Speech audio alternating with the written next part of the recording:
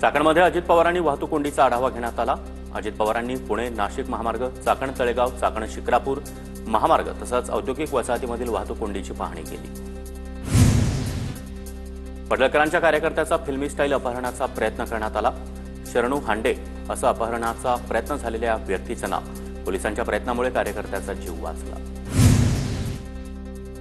शरद पवार पूर्णपणे भाजपचे हस्तक। 15 दिवसात इंडिया आघाडीबाबत वेगळी बातमी येणार। प्रकाश आंबेडकरांचा शरद पवारांवर मोठा आरोप। आमच्यावर बोलण्यापेक्षा स्वतःच्या पक्षाबाबत निर्णय घ्यावा। पवारांच्या राष्ट्रवादीचे प्रदेशाध्यक्ष शशिकांत शिंदे यांचं प्रकाश आंबेडकरांना उत्तर। अजित पवारांची राष्ट्रवादी बिहार विधानसभेची निवडणूक लढवणार।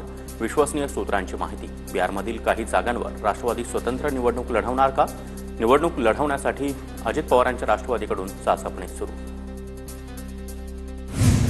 दादर कबूतरखाना परिसरातील गोंधळाप्रकरणी अद्याप गुन्हा दाखल झाला नसल्याचं समोर। पालिकेनं तक्रार न दिल्यानं गुन्हा दाखल झाला नसल्याची माहिती। मुंबई पोलीस दलातील सूत्रांची माहिती। कबुतरांना अन्न पाणी देण्याची बंदी मुंबई हायकोर्टाकडून कायम। कबूतरखान्याजवळून हजारो लोक प्रवास करतात। आमच्यासाठी नागरिकांचं आयुष्य महत्त्वाचं। वैद्यकीय अहवालाचा दाखला देत कोर्टाचं निरीक्षण। गिरगाव चौपाटीवर कबुतरांना पोत्यानं धान्य देत असल्याचा व्हिडिओ व्हायरल। गिरगाव चौपाटीवर हायकोर्टाच्या आदेशाचं उल्लंघन। कबुतरांना खाद्य टाकू नका असा आदेश असतानाही पोत्यानं धान्य। अंबादास दानवेंचं ट्विट करत मंगलप्रभात लोढा यांच्या खात्यावर आक्षेप। लोढांच्या खात्यातील 41 अधिकाऱ्यांना पदोन्नतीनंतर तिथेच पोस्टिंग देण्यात आली। अंबादास दानवे यांचा दावा। महादेवी हत्तीणी संदर्भात वकिलांची काल होणारी बैठक आज होण्याची शक्यता। नांदणी मठ त्याचबरोबर वनतारा आणि सरकारचे वकील यांच्यामध्ये मुंबईतील नरिमन पॉइंट इथं आज दुपारी 4 वाजता बैठक। पुनर्विचार याचिकेवर चर्चा होणार। खालिद का शिवाजी या चित्रपटाच्या दिग्दर्शकांना सेन्सॉर बोर्डाची नोटीस। हिंदुत्ववादी संघटनांच्या आक्षेपानंतर आजचं प्रदर्शन थांबवलं। कान्स फिल्म फेस्टिवलमध्ये जाण्यापासून देखील चित्रपटाला अडवलं। अजानसाठी भोंग्याचा वापर करून देण्याच्या परवानगीसाठी हायकोर्टमध्ये धाव।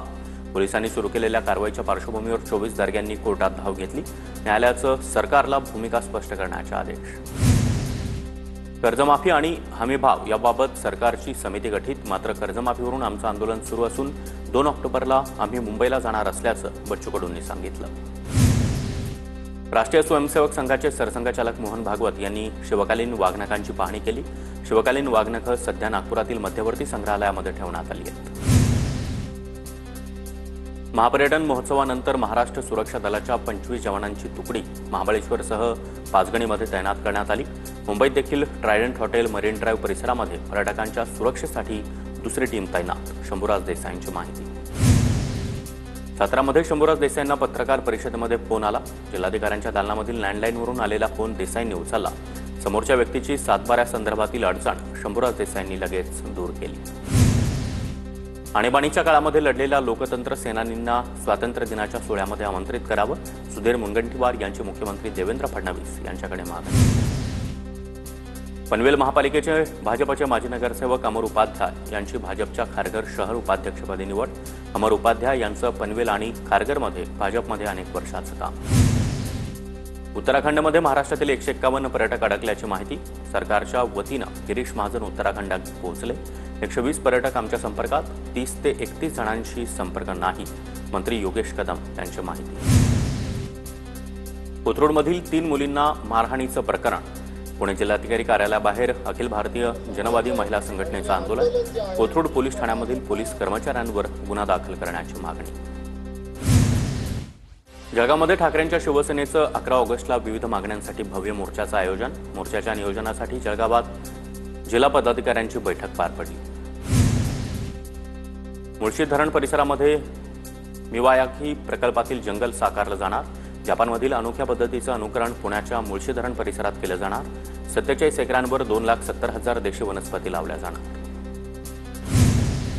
नंदुरबार तालुक्यातील राजापूरच्या शिवण नदीवरील पुलाचं काम पूर्ण। आमदार विजयकुमार गावित यांच्या वतीनं यांच्या हस्ते पुलाचं उद्घाटन। पुलामुळे ग्रामस्थांच्या दळणवळणाची धुळ्यामधील संजीवनी युवा प्रतिष्ठानकडून शिर्डी ते श्रीनगरपर्यंत प्रवास करून 1 लाख राखी संकलित करण्याचं उद्दिष्ट। संकलित केलेल्या राखी सीमेवरील जवानांना पाठवण्यात येणार। धुळ्यामध्ये मौजे महाल लोंढामध्ये 6 एकर जमीन बनावट गावठाण प्रमाणपत्र दाखवून हडप करण्याचा प्रकार समोर. संबंधित प्रकरणाचे चौकशी अधिकाऱ्यांची तडकाफडकी झालेली बदली रद्द करण्याची मागणी. नेर ग्रामस्थांची जिल्हा परिषदेच्या मुख्याधिकाऱ्यांना पत्र. धुळ्यातील स्वामीनारायण मंदिरामध्ये श्रावण महिन्यानिमित्त पाळणा उत्सव सुरू. हिंदू धर्माच्या विविध ग्रंथांची पाळणा उत्सवातून माहिती देण्यात येते. कॉमेडियन कपिल शर्माला लॉरेन्स बिश्नोई गँगकडून धमकी. यावेळी टार्गेट कॅनडा नसेल मुंबई असल्याची सोशल मीडियावर पोस्ट. यापूर्वी कपिलच्या कॅनडातील कॅफेवर गोळीबाराची घटना. पुण्याच्या हडपसर परिसरामध्ये गाड्यांची तोडफोड करणाऱ्या गुंडांची पोलिसांनी धिंड काढली. आरोपींनी ज्या ज्या भागात तोडफोड केली त्या भागामध्ये धिंड काढण्यात आली. नागपूरसह राज्यातील शिक्षण घोटाळ्याची एसआयटी चौकशी होणार. शालेय शिक्षण क्रीडा विभागाकडून यासंदर्भात शासन निर्णय जारी करण्यात आला. पुण्याचे विभागीय आयुक्त चंद्रकांत फुलकुंडवार समितीचे प्रमुख असणार. पुणे ग्रामीण जिल्ह्यामध्ये 21 ऑगस्टपर्यंत प्रतिबंधात्मक आदेश लागू करण्यात आले. या आदेशानुसार कोणताही दाहक पदार्थ अथवा स्फोटक पदार्थ द्रव्य बरोबर नेण्यास मनाई. जळगावच्या कोल्हेनगरमधील एका घरामध्ये गोळीबार. 2 तरुणांनी नशेत घरात गोळीबार केल्याची माहिती. पोलिसांनी घरातून बंदुकीची एक रिकामी गोळी देखील हस्तगत केली. डोंबिवलीमध्ये एम्स रुग्णालयाच्या 4थ्या मजल्यावरून तरुणानं उडी मारली. जखमी झालेल्या तरुणावर रुग्णालयामध्ये उपचार सुरू. तरुणानं उडी का मारली कारण अद्याप अस्पष्ट. सातारामधील अजिंक्यतारा किल्ल्यावर आत्महत्या करण्यासाठी गेलेल्या युवकाला सातारा पोलिसांनी वाचवलं. पत्नीसोबत घरगुती वाद झाल्यानं तरुणाकडून आत्महत्येचा प्रयत्न. सांगलीच्या कुपवाड औद्योगिक वसाहतीमध्ये मित्राच्या डोक्याला दगड घालून खून करण्यात आला. मयूर सचिन साठे असं मृत तरुणाचं नाव. तर आरोपी प्रताप राजेंद्र चव्हाण पोलीस ठाण्यामध्ये स्वतःहून हजर. वर्ध्यामध्ये 16 लाखाच्या MD अंमली पदार्थांसह अग्निशस्त्र देखील जप्त करण्यात आलं. मुंबईतील 2 महिलांसह 5 आरोपींना ताब्यात घेण्यात आलं. स्थानिक गुन्हे शाखेच्या पथकाची कारवाई. आरोपींना 5 दिवसांची पोलीस कोठडी. नांदेडच्या पिंपळदरी ते कापसी या रोडवर गावाचा मुसळधार पावसामुळे काही काळ संपर्क तुटला. मुसळधार पावसामुळे पाणी पुलावर पाणी आल्यामुळे करमाळा ते कापसीला जोडणारा पूल देखील बंद ठेवण्यात आला. जळगाव ते भोकर दरम्यान धावणाऱ्या एसटी बसची मोठी दुरवस्था. बसमधील आसन व्यवस्था पूर्णपणे खिळखिळी झाल्याचं चित्र. बसच्या दुरवस्थेचा व्हिडिओ सोशल मीडियावर व्हायरल. धुळ्याच्या शिरपूरमध्ये जिल्हा आणि तालुकास्तरीय रानभाजी महोत्सव उत्साहात संपन्न. महोत्सवामध्ये महिला बचत गट आणि ग्रामीण तसंच आदिवासी भागातील महिलांनी सहभाग घेतला. महाराष्ट्र कांदा उत्पादक शेतकरी संघटनेचे अध्यक्ष भारत दिघोळे यांनी धुळ्यामधील साक्री तालुक्यामध्ये बाजार समितीला भेट दिली. यावेळी दिघोळेंनी व्यापारी आणि शेतकऱ्यांच्या समस्या जाणून घेतल्या. जम्मू काश्मीरच्या उधमपूरमध्ये सीआरपीएफ जवानांचा ट्रक 200 फूट खोल दरीमध्ये कोसळला. दुर्घटनेमध्ये 3 जवानांचा मृत्यू तर 16 जवान जखमी. जखमींवर उधमपूरच्या कमांड हॉस्पिटलमध्ये उपचार सुरू. उत्तराखंडच्या धरालीमध्ये बचाव आणि मदत कार्य सुरूच. अडकलेल्या नागरिकांसाठी एनडीआरएफ एसडीआरएफ कडून बचाव कार्य.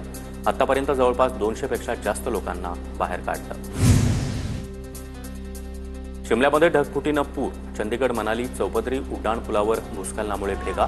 मंडी मनाली आणि चंदीगड शिमला चौपदरी रस्त्यांसह 533 रस्ते बंद.